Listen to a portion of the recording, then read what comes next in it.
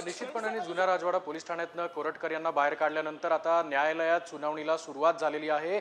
कोरटकर आणि जो परीक्षित त्यांचा सहकारी आहे त्याला कोल्हापूर पोलिसांनी जे न्यायालयात आणि व्यवस्थित तपास करतील। सर्वांनी शांतता राखावी एवढं आवाहन मी करतो।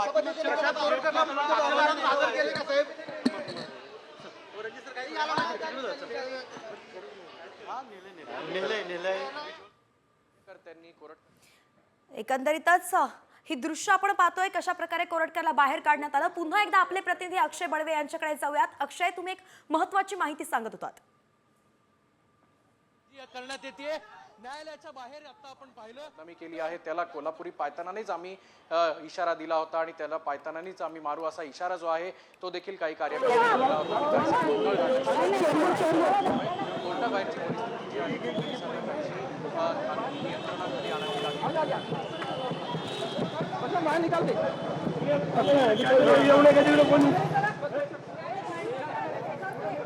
पोलिसांचा मोठा फौजफाटा सध्या आपण पाहतोय कोल्हापूरच्या रस्त्यावरती सध्या आहे। जितके शिवभक्त कोल्हापूरकर आहे रस्त्यावरती उतरले तेवढ्याच प्रमाणात आता पोलिसांनी सुद्धा तगडा बंदोबस्त ठेवलेला आहे। अगदी प्रत्येक रस्त्यावरती पोलिसांचा फौजफाटा या ठिकाणी तैनात दिसतोय।